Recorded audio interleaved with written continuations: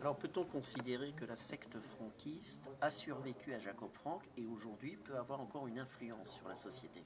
Alors, vaste débat. L'influence, comme je l'ai dit précédemment, très certainement. Moi, c'est ce que je crois. Après, si la secte a survécu, c'est un long débat, puisque les chercheurs qui sont intéressés à la secte franquiste ont décrété à peu près tous d'un commun accord plus ou moins tacite que la secte avait survécu jusque dans les années 1830. Alors, qu'est-ce qu'une secte qui survit? C'est une bonne question.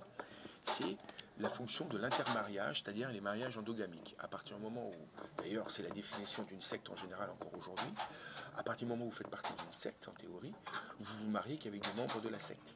Et donc, il faut savoir que les franquistes ont pratiqué ce qu'on appelle des échanges de femmes dans leur rite religieux, dont donc les femmes qui tombaient enceintes, en gros, ne connaissaient pas réellement leur père biologique.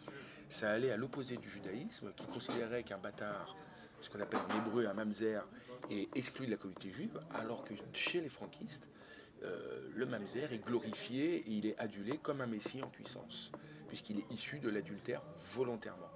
Donc, pour en revenir à l'idée de mariage endogamique, c'est-à-dire que tous ces enfants qui sont issus d'échanges d'hommes et de femmes lors de cérémonies religieuses sexuelles, eh bien, on continue à se marier entre eux sur, on va dire, d'après tous les chercheurs, deux à trois générations, si bien qu'on peut dire que jusqu'en 1860, oui, la secte s'est maintenue, puisque le père et la mère étaient issus d'un parent juif, mais qui adhéraient aux doctrines de Jacob Frank et ne se mariaient qu'entre eux. Donc, d'un point de vue alarique juif, du judaïsme, c'est-à-dire qu'ils sont 100% juifs, et donc la secte se maintient à cause de ces mariages entre eux. Après 1860, c'est difficilement prouvable. Mais deux questions se posent après, c'est est-ce qu'il y a encore une cohésion? Est-ce qu'ils se marient encore entre eux? Je serais tenté de vous dire oui et non. Malgré tous les théoriciens du complot qui voient la secte de franquistes un peu partout, moi personnellement je ne pense pas. Je pense plutôt à une transmission des idées franquistes dans la société occidentale.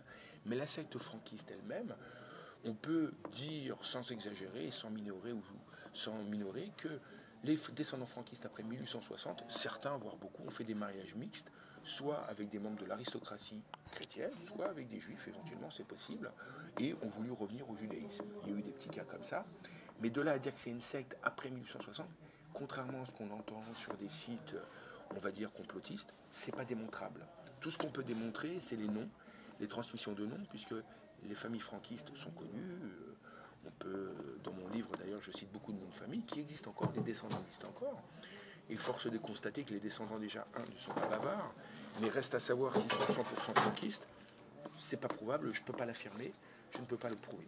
En revanche, la doctrine, fort possible qu'elle se soit transmise, le thème de la rédemption du péché, oui.